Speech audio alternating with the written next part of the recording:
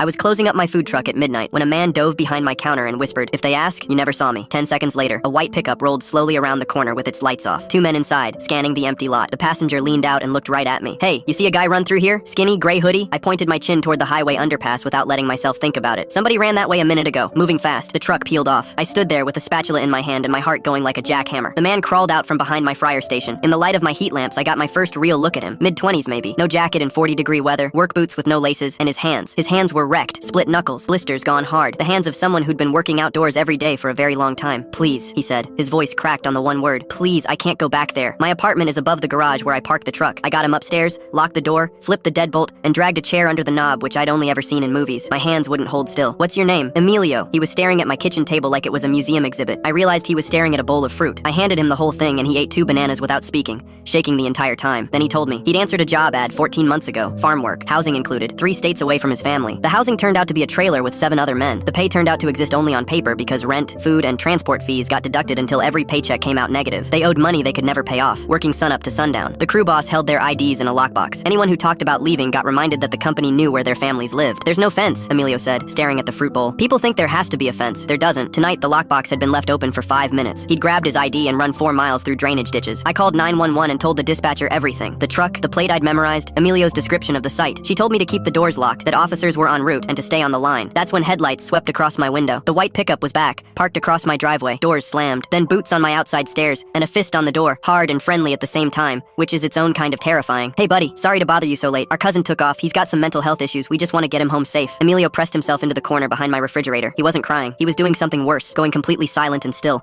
like a person who has practiced disappearing. "Nobody's here," I called back. "Told you." He went toward the underpass. A pause. Then the doorknob turned. Slow. Testing. The dispatcher's voice was in my ear. "Officers are 90 seconds out. Do not open that door. We know he came in here, man." The friendliness was gone. "Open up and there's no problem." The door shuttered. I put myself in the little hallway between them and Emilio and grabbed the fire extinguisher off the wall, which was the only heavy thing I owned. Then, sirens. Beautiful. Ordinary. Getting louder. The boots went down the stairs 3 at a time. An engine roared. Tires barked. And then a voice on a loudspeaker filled the whole block. And through my blinds, I watched 2 men get proned out on my driveway next to their truck. The officers who came up were followed 20 minutes later by 2 investigators who took one look at Emilio's hands and his story and started making phone calls. One of them told me the labor camp matched an open investigation, that there were at least 7 more men out there, and that a search warrant would be executed before dawn so nobody could be moved. They were, all 7. I found out a week later. Emilio called his mother from my kitchen at 2 a.m. I don't speak much Spanish, but you don't need to. She was screaming his name and crying, and he was holding my phone with both of his ruined hands like it might fly away. Before the investigators drove him to a victim services center, he stopped at my door. "Why did you point the other way? You didn't know me." I didn't have a good answer then. I still don't. He works 2 counties over now. Real job, real paycheck. Every few weeks he shows up at my truck around closing. His meal's free. He tips anyway. I've stopped fighting him.